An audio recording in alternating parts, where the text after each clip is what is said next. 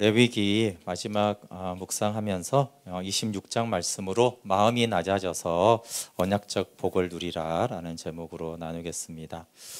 참 인생이 그리고 신앙생활이 참 만만치 않습니다. 여러분 혹시 조니 에릭슨 타다라는 분을 얘기를 들었는지 모르겠는데요. 이분이 아주 건강했는데 17세에 이렇게 다이빙을 잘못해가지고 목에 이제 문제가 생겨서 전신 마비가 되었습니다. 근데 큰 당연히 시련과 상심을 겪다가 하나님을 이제 극적으로 만나고 나서 굉장히 삶이 새로워졌어요. 그래서 많은 장애인들을 돕고 힘든 사람들 위로하고 책을 한 40여 권 정도 썼습니다. 항상 긍정적이고 암이 걸렸는데도 하나님 살아계시니까 늘 이렇게 밝게 사람들을 위로했던 이분이 몇 년 전에 그만 살고 싶다 이렇게 말을 해서 사람들이 깜짝 놀랐습니다. 그에게는 슬픔이든 어려움이든 언제나 긍정적으로 살 것 같았어요. 왜냐하면 늘 이렇게 힘든 삶 속에서도 너무나 많은 사람들을 위로하고 도와줬기 때문에 그래요.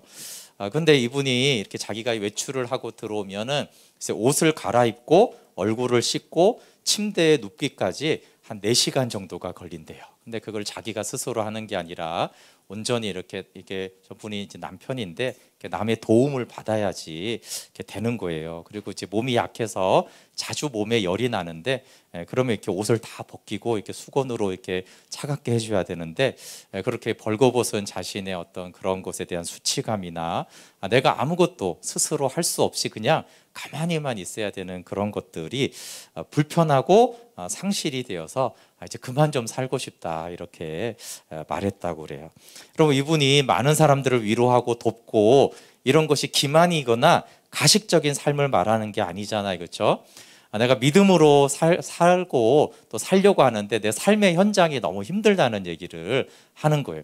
물론 그만 살고 싶다는 그 얘기를 하고도 또 이제 어려운 사람들을 돕고 코로나가 걸렸는데 그래도 하나님이 함께 하셔서 이제 워낙 몸이 안 좋으니까 죽을 위기를 겪었지만 하나님께 맡겼을 때 내 마음이 평안해졌다고 여전히 이제 그런 어려운 사람들을 돕고 있지만 때로는 이렇게 무너지고 왜 이렇게 진짜 힘든 것인가, 정말 하나님의 은혜가 있음에도 불구하고 때로는 삶이 너무 버거운 것이죠.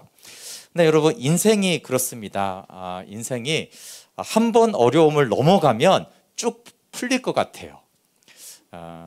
우리 자녀들이 어리지만 어려움을 넘어간다고 인생이 풀리지는 않습니다.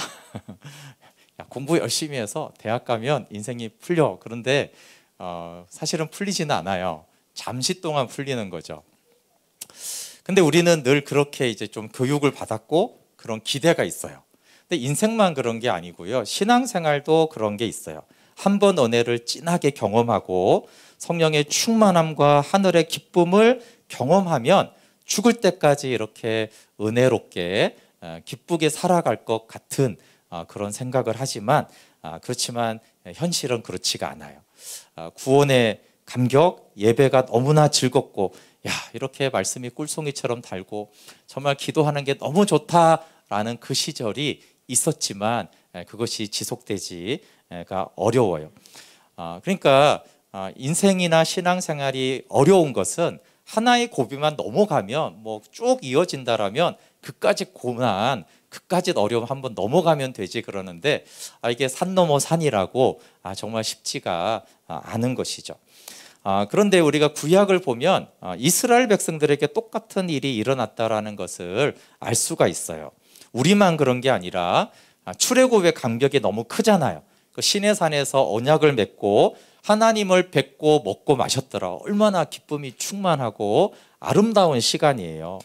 그리고 비록 불평은 광야에서 했지만 어쨌든 모세와 여호수아와 다윗 같은 시대에는 얼마나 하나님의 은혜가 충만하고 적어도 하나님 진짜 살아계셔서 이렇게 돌보시는구나 이렇게 했어요. 그런데 이렇게 영원할 것 같은 구원의 감격, 언약을 맺고 가나안 땅을 막 정복해서 기업으로 탁 받았는데 근데 이게 이제 영원하지가 않고 지속적이 않는 거예요. 말씀에 순종해서 언약적 복을 받았는데도 불구하고 이렇게 하나님이 살아계시는데 경험했는데도 자꾸 말씀을 불순종해요. 여러분, 하나님을 경험했으면 평생 충성되게 신실하게 살아야 되잖아요. 근데 하나님을 경험했는데도 점점 예배의 감격이 사라지고 말씀을 순종하지 않고 내 뜻대로 사는 우리의 경험과 구약의 이스라엘의 그 경험이 사실은 똑같습니다. 레위기 26장은 먼저는 시내산 언약의 조건적 언약을 말하고 있어요. 1절부터 13절은 내 규례와 계명을 지키면 나는 너희의 하나님이 되겠다. 하나님이 된다는 속에는 내가 너희를 배불리 먹이고 마음의 평화를 주고 대적이 오지 못하고 오더라도 너희가 다 쫓아내도록 그렇게 다섯이 백이 만을 쫓아내기로 하겠다. 이렇게 하시면서 정말 상식을 넘어서는 복을 말씀하세요. 근데 이 상식을 넘어서는 하나님의 복이 있는데도 불구하고 말씀을 준행하지 않습니다. 그리고 말씀을 왜 준행하지 않았냐라고 했을 때 너희가 나를 말씀을 멸시했다 이렇게 말해요. 사실 14절 15절을 볼게요. 이 말씀은 우리가 이렇게 동의하고 아멘이 되기 좀 어려운 말씀이지만 14절 15절에 이렇게 말씀하세요. 그러나 너희가 내게 청종하지 아니하여 이 모든 명령을 준행하지 아니하며 내 규례를 멸시하며 마음에 내 법도를 싫어하여 내 모든 계명을 준행하지 아니하며 내 언약을 배반할진대. 여기 내 규례를 멸시하다라는 마하스는 거절하다, 멸시하다 이런 게 있고요. 내 법도를 싫어한다라고 하는 이 가을은 그냥 싫어하는 게 아니고 몹시 싫어하다 이런 뜻이에요. 또 다른 해석은 소름이 끼칠 정도로 싫어하다 이런 단어의 뜻이 있어요. 아니 어떻게 언약 백성이 하나님의 말씀을 소름이 끼칠 정도로 싫어할 수가 있을까요? 근데 이게 하나님이 말씀하는 거예요. 너희가 내 말을 청종하지 않고 순종하지 않잖아. 준행하지 않잖아. 왜 그러냐면 내 말을 멸시하고 내 말을 소름 끼칠 정도로 싫어하기 때문에 그래. 근데 이렇게 생각하는 성도는 별로 없잖아요. 그렇죠? 나는 비록 하나님의 말씀을 순종하지는 않지만 말씀을 그렇게 멸시하지는 않아. 내가 그렇게 말씀을 소름 끼칠 정도로 싫어하지는 않지. 그럼 이제 하나님과 우리 의견이 다른 거예요. 근데 이것을 예레미야 17장 9절은 이렇게 말하죠. 만물보다 거짓되고 심히 부패한 것은 마음이라 누가 능히 이를 알리오마는. 사람이 자기 마음을 모르는데 왜냐하면 너무 부패하고 썩고 꼬여가지고 자기가 자기 마음을 모른다는 거예요. 물론 남의 마음도 모르지만 너무 부패해서 자기 마음을 몰라요. 그런데 히브리서 4장 12절에 이 하나님의 말씀이 이 마음에 품은 생각과 의도를 밝혀낸다 이랬어요. 그러니까 사람의 마음을 진짜로 알 수 있는 유일한 방법, 물론 하나님만 아시는데 사람이 알 수 있는 유일한 방법은 하나님의 말씀이 살았고 운동력 있게 역사하기 시작하면 우리의 마음의 상태를 이제 드러낸다라는 뜻이에요. 그러니까 하나님의 말씀에 의하면 우리의 마음은 하나님 말씀을 순종하지 않는 우리의 마음은 하나님 말씀을 멸시하고 하나님 말씀이 소름 끼치도록 너무 싫다는 거예요. 이것은 전혀 새로운 게 아니라 그럼 칼빈이 전적 타락을 말했잖아요. 그렇죠? 인간은 전적으로 부패하고 타락했다. 사실 그 얘기인 거예요. 전적으로 타락하고 부패했기 때문에 하나님의 말씀을 멸시하고 싫어하는 거예요. 근데 나는 정말 전적으로 부패하고 타락한 것이 나인가? 저도 이 말씀을 읽고 내가 그렇게 말씀을 멸시하는가라고 잘 동의가 되지 않지만 이게 진리라는 거예요. 내 마음이 그만큼 부패하고 그만큼 타락해 있다라고 말씀하세요. 그러면 왜 이렇게 말씀을 멸시할까요? 아니 우리를 사랑한 그 하나님의 말씀을 왜 멸시할까에 대해서 19절에 이렇게 말해요. 19절 한번 볼게요. 내가 너희의 세력으로 말미암는 교만을 꺾고 이렇게 말하고 있어요. 이게 이제 징계를 하는 건데 하나님이 내가 너를 징계할 거야 라고 하면서 하는 말씀이 내가 너희의 교만을 꺾을 거야. 그러니까 징계의 목적이 교만을 꺾는 거예요. 그러면 이스라엘이 이제 왜 교만해졌는가를 이제 중요한데 이게 그 앞에 이렇게 돼 있어요. 너희의 세력 때문에 교만해졌다. 세력은 힘, 능력, 그러니까 뭐 외모든 성적이든 돈이든 어떤 자기가 갖고 있는 능력과 힘을 말하는 거예요. 너희가 힘이 있으니까 교만해졌다 이렇게 말해요. 그러면 왜 힘이 생겼을까요? 이게 중요한데 왜 힘이 생겼을까요? 왜 힘이 생겼냐 하면 언약적 복을 받았기 때문에 그래요. 1절부터 13절까지 하나님이 배부르게 하고 잘되게 하고 승리하게 하고 이렇게 능력을 힘을 주거든요. 그러니까 그 힘을 가졌는데 그 힘 때문에 교만해진 거예요. 이스라엘을 한번 보세요. 애굽의 노예였잖아요. 노예가 무슨 힘이 있어요? 노예가 무슨 세력이 있어요? 노예는 아무것도 없어요. 근데 하나님이 자유민이 되게 해줬잖아요. 그러니까 자유민만 해도 이제 어떤 권리가 이제 생기기 시작하는 거예요. 아니 근데 거기다가 가나안 땅을 준 거예요. 땅을 기업으로 받았어요. 땅이 있으신가요? 땅 있는 사람은 이제 힘이 생기기 시작하거든요. 세력이 생겨요. 당연히 땅이 있으니까 교육을 할 것이고 부가 축적이 될 것이고 농사를 지으면서 세력이 생기는 거예요. 거기다가 배부르게 먹고 이제 저축을 이제 창고에다 했어요. 그러니까 이제 세력이 생긴 거예요. 하나님의 복을 받아서 그냥 애굽의 노예로 놔뒀으면 아무 힘이 없는데 하나님의 은혜로 하나님의 언약적 복을 받아 힘을 갖더니 그 힘이 이제 교만이 돼서 그래서 결국 이 교만이 하나님을 멸시하기 시작한 거예요. 그러니까 여러분 보세요. 하나님의 은혜로 과거보다 더 많은 힘을 가진 자, 옛날보다 형편이 좋아진 사람이 주로 교만해집니까? 겸손해집니까? 정말 주님이 하셨다. 이렇게 과거보다 훨씬 형편이 좋아졌는데 주님이 하셨다고 겸손해지는 사람은 정말 소수입니다. 누가 겸손하냐면 처음부터 겸손한 사람은 겸손하게 더 겸손해져요. 근데 그렇지가 않아요. 그러니까 저도 이렇게 제가 돌아보니까 요즘에 많이 고민하는 것이 왜 목사가 되고 이렇게 더 교만해졌을까? 근데 왜 교만해졌는가를 보면 하나님이 하신 일 때문에 그래요.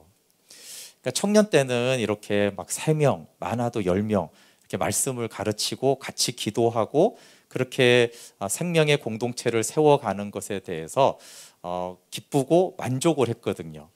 근데 이제 하나님이 은혜를 주셔서 이제 맡은 청년부가 숫자가 점점 늘어나고 그러니까 성경 공부를 하게 되면 그 뒤로 3명이 된 적이 없어요. 아무리 적어도 10명, 주로 20명, 40명 이렇게 많은 사람들을 두고 하고 설교도 이제 부목사니까 사람들이 많잖아요. 그 교회. 그러니까 사람들이 항상 많은 데서 이렇게 말씀을 전하고 그 다음에 더 많은 사람들이 모이고 이렇게 하다가 보니까 그 하나님이 은혜를 베푼 거잖아요. 그렇죠? 그 하나님이 은혜를 베풀면 더 겸손해져서 한 사람하고도 말씀을 나누고 기뻐해야 되는데 3명 이렇게 신청을 하면 신청된 적은 없어요. 근데 그러면 마음이 안 좋은 거예요. 사람이 적고 보잘것없고 초라하면은 그걸 안 좋아하는 마음이 생기는 거예요. 그 광야를 지나며라는 그 찬양에서 높아지려 했던 내 꿈도 주님 앞에 내어놓고 그런 가사가 있는데요.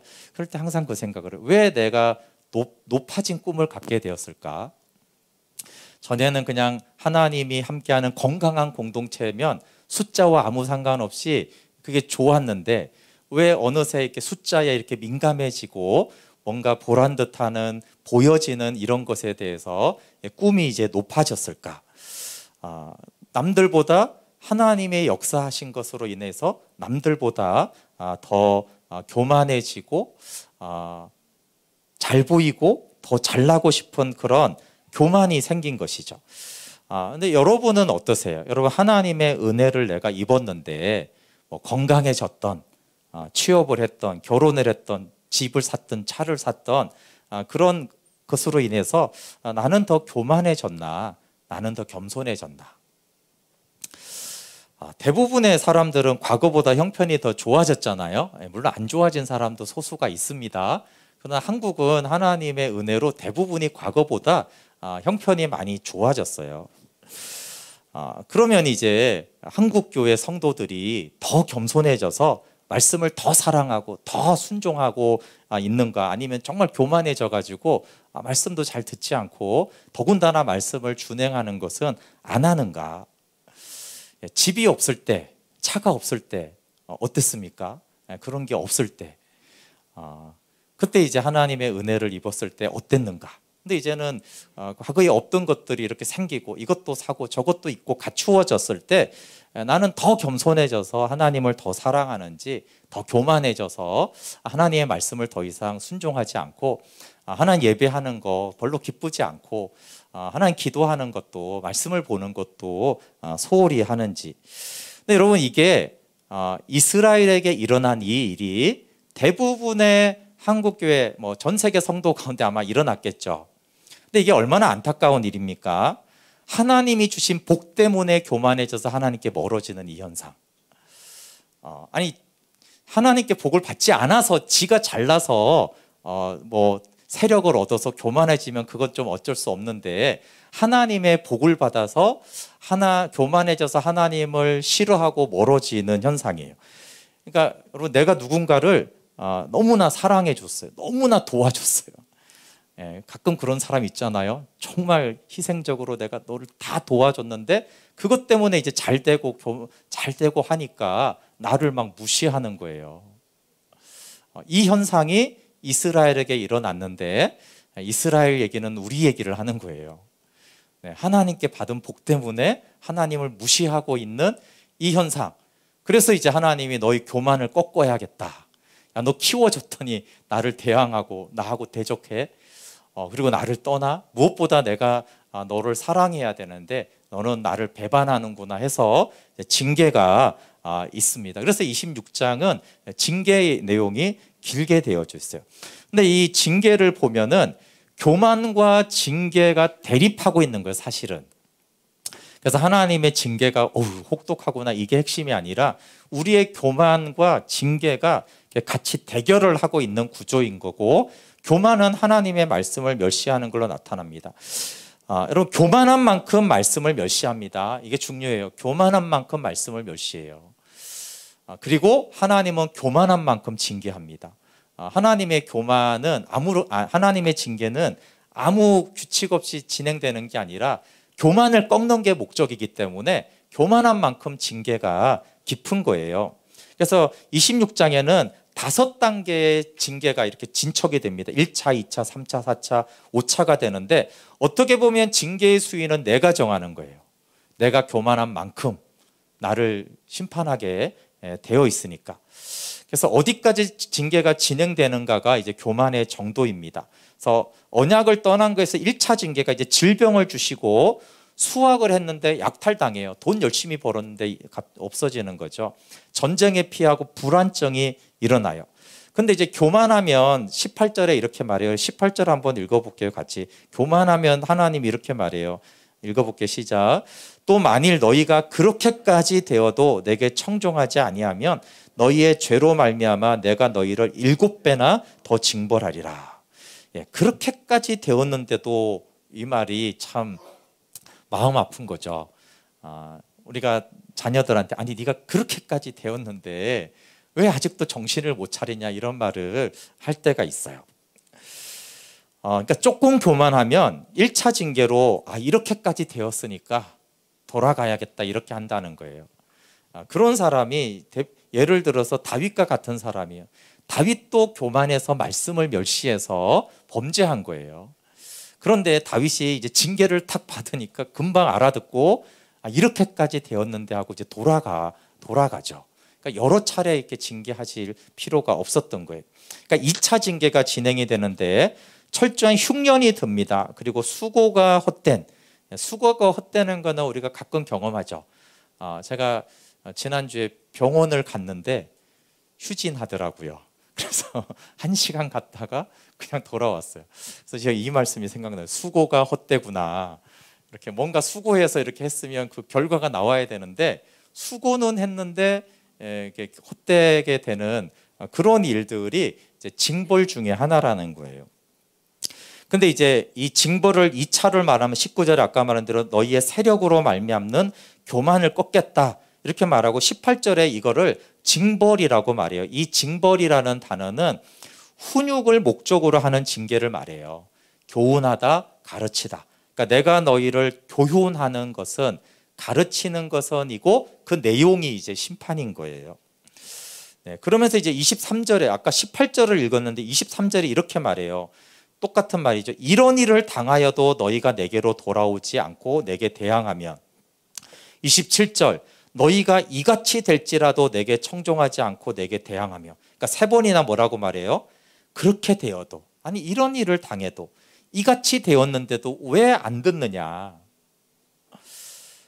그럼 여러분 우리의 교만이 깊겠습니까? 징계가 깊겠습니까? 그 말은 내가 이길까 하나님이 이길까요? 그건 하나님이 이기십니다. 왜 하나님이 이길까요? 하나님은 인자하다고 그랬잖아요. 인자한 것은 실패하지 않는 사랑이라고 그랬잖아요. 하나님의 사랑이 실패하지 않으려면 우리의 교만을 꺾어야만 하잖아요. 그러니까 하나님의 징계가 더 깊죠. 우리의 교만보다. 그래서 하나님의 사랑이 실패하지 않고 우리가 하나님께 돌아가야 되니까 하나님의 징계가 더 깊어요. 그래서 이 마지막 깊은 5차 징계가 이스라엘의 멸망인데 이 이스라엘의 멸망은 교만의 뿌리 자체를 그냥 뽑아버려요. 사람이 이제 교만할 수 있는데 계속 교만하고 버티니까 하나님이 어떻게 하시냐면 전쟁이 일어나서 전쟁에 이제 갇히잖아요. 그래서 자기 아들과 딸의 살을 먹어요. 아니, 자기 자식의 고기를 먹으면서 교만한 사람이 있을까요? 자기 자식의 고기를 먹으면서 잘난 체 할 수 있는 사람이 있나요? 없잖아요. 그렇죠? 그러니까 교만을 이제 완전히 꺾어버리는 것이죠. 그런데 아들과 딸의 고기를 먹으면서 버텼는데 사는 게 아니라 져요, 전쟁에. 그래서 대부분은 무참하게 죽고 그 다음에 겨우 살아남은 사람은 어떻게 하냐면 이제 원수의 나라를 포로로 잡혀가죠. 이게 이스라엘의 멸망입니다. 근데 나라가 멸망해도 드라마를 보면 대조영이 나라가 고구려가 멸망했는데 발해를 세우잖아요. 그러니까 사람이 나라가 망해도요, 이 정신력이 강하고 마음이 강하면 살아남을 수가 있어요. 근데 하나님이 나라만 망하게 한 게 아니라 마음까지 약하게 하세요. 우리 36절 볼게요. 지금 포로로 나라가 망했어요. 너희 남은 자에게는 겨우 살아남은 자에게는 그 원수들의 땅에서 내가 그들의 마음을 약하게 하리니 그들은 바람에 불린 잎사귀 소리에도 놀라 도망하기를 칼을 피하여 도망하듯 할 것이요 쫓는 자가 없어도 엎드러진다. 그럼 잎사귀가 바람에 이렇게 바람이 불어서 잎사귀 소리에도 놀라 도망한대요. 예. 이런 정신력으로 이방 땅에서 포로가 어떻게 살아남겠어요? 그리고 쫓는 자가 없어도 엎드려지는 거는 이렇게 불안증이거든요. 늘 불안에 시달리게 하는 거예요. 그러니까 뭐 힘도 없어, 외적인 힘도 없지만 아까 그 세력 힘 때문에 교만했는데 힘을 완전히 뺏어버리고 그리고 마음까지도 완전히 약하게 한 거예요. 그러니까 완전 망하게 한 거죠. 네, 그래서 계속 이런 일을 당하여도 내게 돌아오지 않으면, 그럼 계속 자녀가 반항하면 혼내면서도 마음은 그래요. 이제 좀 그만 좀 하지. 고집 좀 꺾지. 이런 마음이 부모가 혼내면서도 자녀한테 그런 마음이 있는 거죠. 그래서 레위기 26장은 두 가지를 우리에게 알게 하는데, 구원받은 언약 백성이 이렇게 지독하게 교만한가? 라는 질문이에요. 예, 교만하죠. 우리가 바로와 같다라는 것을 알아야 돼요. 바로가 하나님의 역사를 계속 출애굽에서 경험해도 경험할수록 완악해지잖아요. 그렇죠? 그런 교만이 내게 있다라고 말씀하는 거예요. 두 번째는 근데 하나님이 지독하게 징계해서라도 우리를 돌아오게 하시는가라고 할 때 그렇다라는 거예요. 하나님은 그냥 무조건 인자를 베푸는 할아버지가 아니라 하나님은 언약을 성취하는 하나님이지 무조건 좋은 일을 하는 할아버지가 아닌 거예요. 그리고 십자가만큼 지독한 심판은 없어요. 아들을 십자가에 죽이시면서까지 새 언약을 맺기로 하셨다라면 하나님이 생명을 주기 위해 못할 일은 없습니다. 그런데 지금 이 징계를 왜 선포하는가 하는 거예요. 언약을 맺을 때 원래 고대 시대 때 언약을 맺고 고기를 쪼개놓고 복과 저주를 선포해요. 근데 저주를 왜 선포하죠? 저주를 받으라고 저주를 선포하는 건가요? 아니에요. 절대 이 저주를 받지 말라고 저주를 말해주는 거예요. 너 이렇게 하면 죽을 줄 알아? 그럼 죽으라는 얘기예요. 그게 아니라 절대 죽지 마라.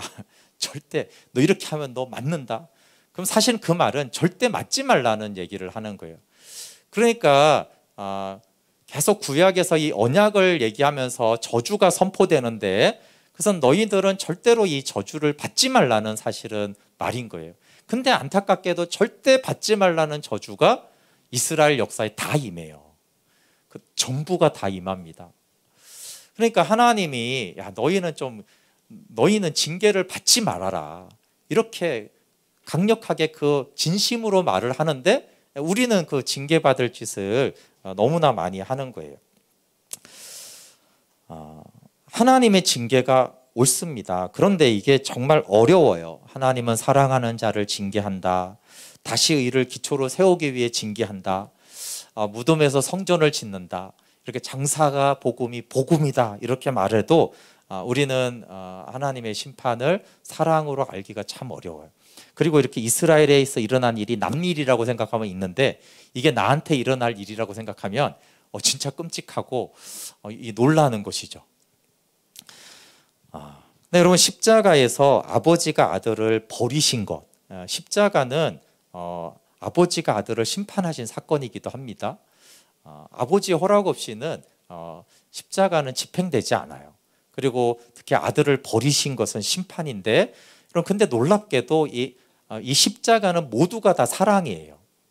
그 버림도, 고난도, 피 흘림도, 못 박힘도, 아니 이런 그 끔찍한 단어들이 놀랍게도 십자가는 사랑이라는 거예요.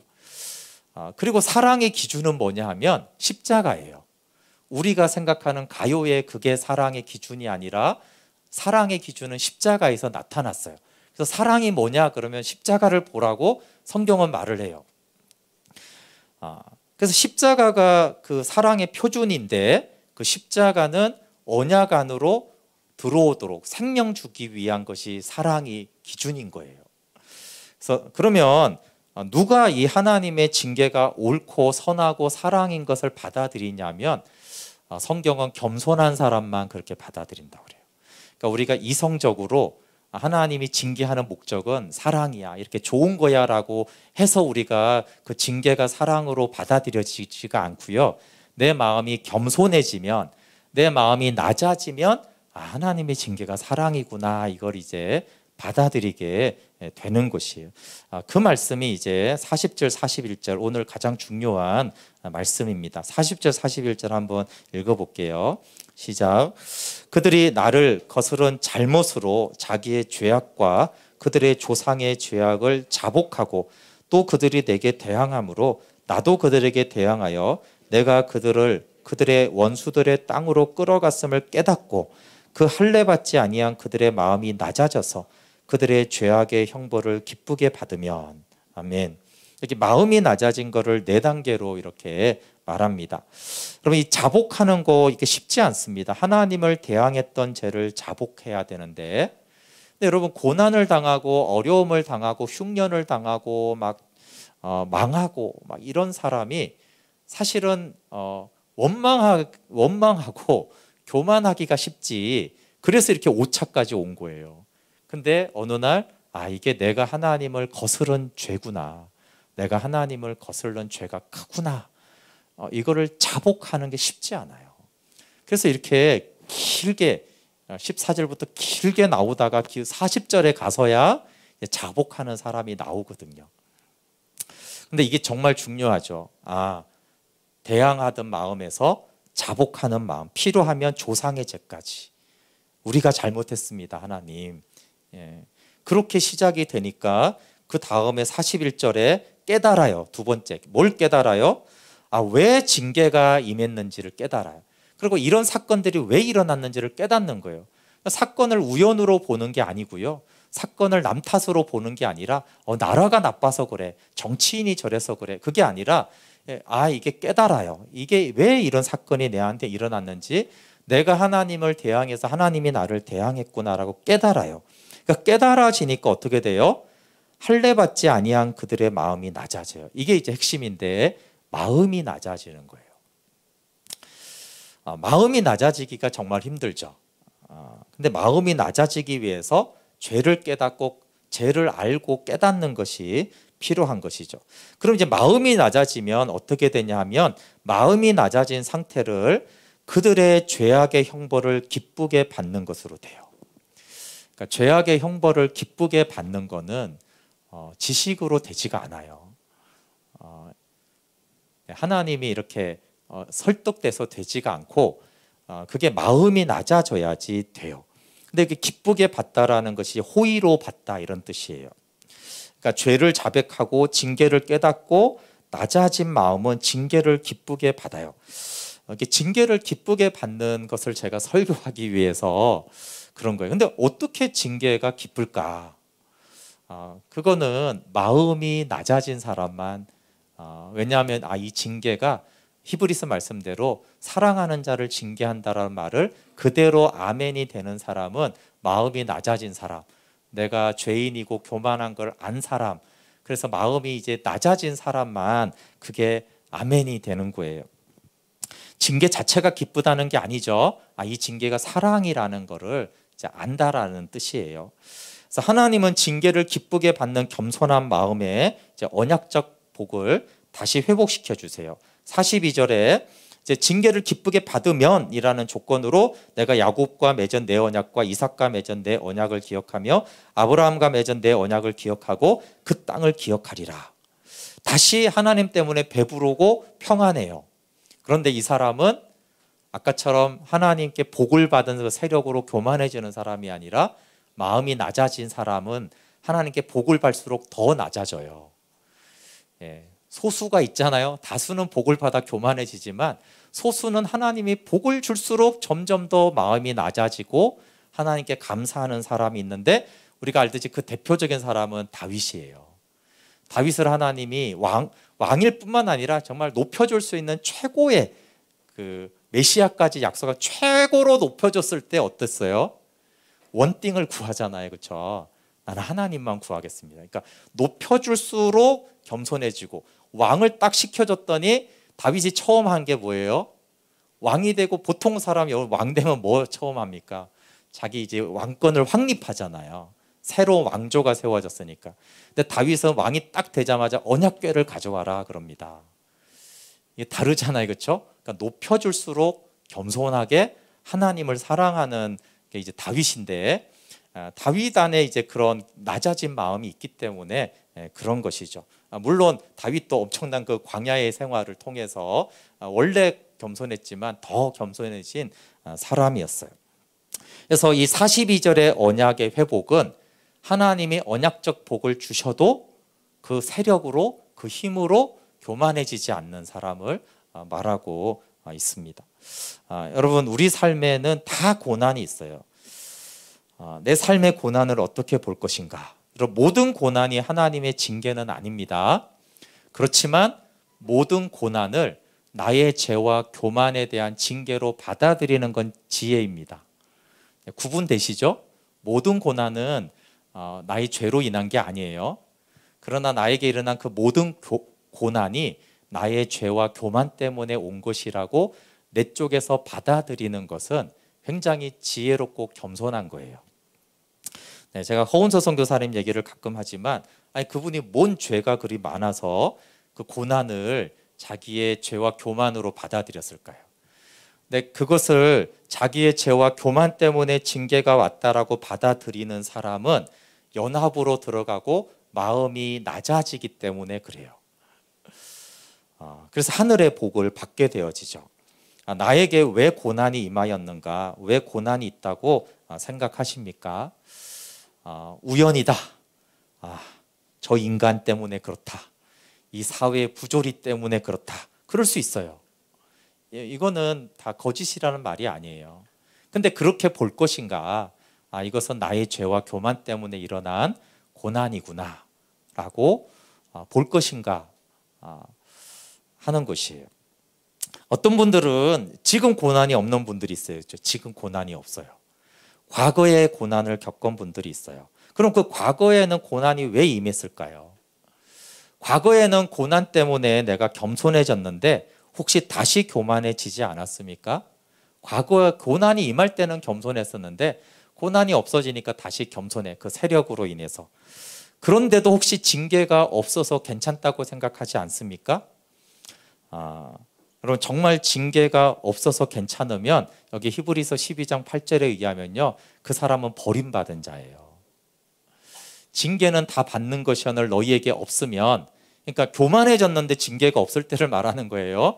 다윗처럼 언약궤 가져오고 막 예배하는데 징계가 있다는 게 아니라, 내가 교만해졌는데 더 이상 징계가 없으면 너희는 사생자요 친아들이 아니고 버림받았으니까 그렇다는 거예요. 그래서 진짜 심각하게 회개해야 될 사람은 교만한데 징계가 전혀 없으면 진짜 심각하게 생각을 해야 되는 거예요. 근데 생각해 보세요. 자, 하나 안타까운 게, 하나님이 복 준 것으로 교만해져서 하나님과 멀어지는 게 안타깝고, 과거에는 하나님이 징계해서 겸손해졌는데 다시 교만해졌다면 그걸 바라보는 하나님 마음 어떨까요? 저걸 다시 징계해야 될까? 네. 과거에는 좀 겸손하게 굴더니 이제 징계가 없으니까 또 저러네.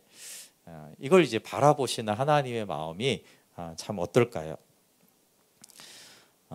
하나님의 이 레위기 26장 전체 언약을 맺으면서, 시내산 언약을 맺으면서 하나님의 마음은 이런 거예요. 너희가 좀 마음이 낮아져서 언약적 복을 누려라. 레위기는 계속 언약의 하나님, 나는 너희 하나님 여호와다, 이걸 계속 말씀하세요. 그리고 징계의 목적조차도 언약적 복을 받으라. 근데 그 복을 받으려면 반드시 마음이 낮아져야 돼. 마음이 낮아져야 된다라고 말씀하세요. 그리고 마음이 낮은 자는 우리가 말하는 세상적인 것이 아니라 하나님의 징계가 사랑이니까 그 하나님의 징계를 기쁘게 받는, 호의적으로 받는 그 마음이 낮다라고 말하고, 그 사람에게는 언약적 복이 다시 주어집니다. 그리고 그 마음이 낮아진 사람들은 복을 받아도 다윗처럼 겸손해서 오히려 하늘에 속한 복을 누리는 자가 되어집니다. 이 교만의 문제는 정말 어렵고 심각합니다. C.S. 루이스가 말한 대로 믿음의 선배들은 이 교만을 가장 큰 죄가 뭐냐고 했을 때 교만이라고 말했어요. 왜냐하면 교만이 하나님을 대적하고 하나님의 말씀을 멸시하기 때문에 그래요. 그래서 하나님 편에서 봤을 때 이 언약적 복을 방해하는 가장 큰 것은 교만이에요. 그리고 우리 가운데 삶에 있는 그 모든 징계와 고난과 아픔과 힘듦은 분명히 우리의 교만을 꺾으려는 하나님의 뜻이 있어요. 모든 고난이 죄 때문에는 아님에도 불구하고 그렇게 받아들일 때 우리는 언약적 복을 누리게 됩니다. 우리 함께 찬양하고 기도할게요. 우리 하나님의 은혜라는 찬양 할 텐데요. 우리 설교 전에도 은혜를 찬양했고, 근데 은혜는 그냥 감상적으로 막 좋고 그런 걸 말하는 게 아니고요. 진짜 은혜를 안다는 건 겸손을 말하거든요. 잘 생각해 보세요. 정말 은혜인데 교만한 사람이 있나요? 그러니까 교만해졌다라는 거는요, 은혜를 모르고 있는 상태가 된 거를 말해요. 정말 하나님의 은혜밖에 없으면은 마음이 낮아지고 하나님의 말씀을 사랑하게 돼 있는데, 언젠가부터 내가 가진 무언가로 인해서 예전보다 더 좋아진 안정감 때문에 이제 은혜가 아니라 내 힘으로 했어, 이렇게 되어지면 이제 그것으로 교만해지기 때문에 사실 우리가 은혜를 알을 통해서 겸손하게 되어 언약적 복을 누리면 좋겠습니다. 함께 찬양할게요.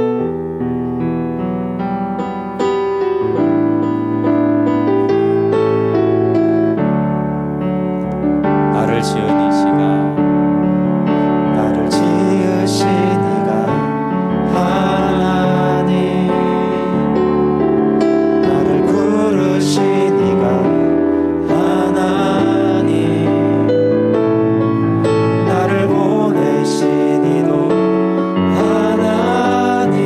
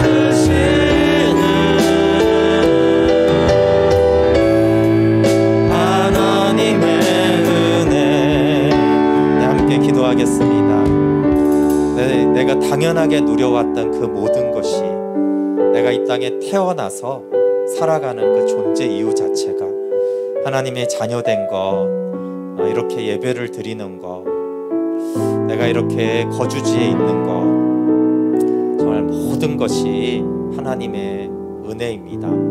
정말 우리가 하나님의 전적인 은혜, 전적으로 타락한 나에게 전적으로 주어진 하나님의 은혜를 알 때 우리의 마음이 낮아지고, 하나님이 옳습니다. 하나님 나를 선대하신 것도 옳으시고, 하나님 나를 징계하신 것도 하나님의 사랑입니다. 주님은 언제나 옳으십니다.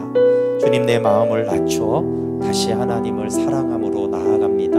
이렇게 우리 말씀 가운데 성령이 깨닫게 하신 것을 가지고 함께 같이 기도하겠습니다. 하나님 아버지, 우리를 너무나 사랑하셔서 독생자 예수 그리스도를 주셨습니다. 그러나 하나님은 무조건 선대하는 하나님이 아니라 언약을 성취하는 하나님이시고, 아들 안에 있는 그 생명을 주시는 하나님이시고, 우리를 하나님의 영광을 보는 그곳으로 인도하시는 살아계신 하나님, 생명 주시는 하나님이십니다. 아들을 십자가에 못 박으심은 우리에게 생명 주셔서 하나님의 자녀로 아버지 품 안에 거하게 하기 위함입니다. 하나님, 우리는 고난에 연약합니다. 우리는 징계로 인하여 놀라는 자들입니다. 우리는 고난과 징계가 너무나 싫습니다. 그러나 하나님의 은혜 앞에 다시 서서 우리의 삶에 다가온 이 고난과 징계가 하나님 무엇인지를 깨닫게 하여 주시고, 우리의 죄를 자복하고 하나님 왜 이 고난과 징계가 왔는지를 깨닫고 하나님 우리의 마음이 낮아져서 다시 하나님의 언약적 복을 누리게 하여 주시옵소서. 하나님, 나의 교만이, 나의 죄가 이 언약적 복을 떠나게 했음을 깨달게 하여 주시고, 하나님의 심판이 옳고 하나님이 언제나 옳은 분이시니 하나님 이 형벌이 기쁘게 받을 수 있는 하나님 언약 안으로, 생명 안으로, 사랑 안으로 부르시는, 하늘에 속한 모든 영적인 복을 주시려는, 아들을 주시려는 하나님의 사랑임을 깨닫는 가난한 마음, 낮아진 마음으로 하나님의 은혜를 찬양하도록, 하나님의 은혜를 누리도록 오직 전적인 하나님의 은혜였음을 고백하게 인도하여 주시옵소서. 우리 다시 한번 고백합시다. 한량없는 은혜,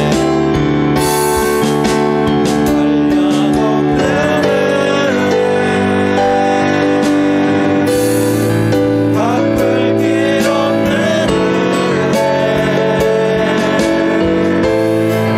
내 삶을 애워싸는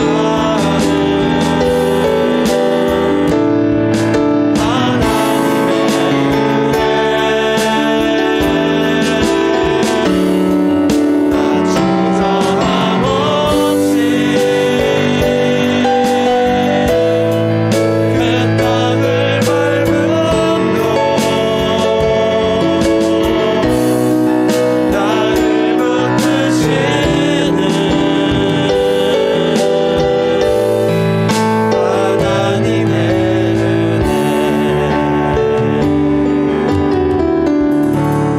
나를 지으신 하나님, 나를 하나님의 자녀로 부르신 그 하나님, 그리고 오늘 이 자리에 하나님을 예배하도록 부르신 것이 하나님의 전적인 은혜입니다. 전적으로 무력하여, 전적으로 부패하여 하나님을 알 수도 찾을 수도 없는데 주님이 여기까지 하나님을 알도록 인도해 주셨습니다. 하나님이 주신 그 언약적 복으로 인하여서 내가 세력을 얻었다고, 이젠 힘을 가졌다고, 내가 무엇을 할 수 있다라고 교만해진 우리의 마음을 내려놓습니다.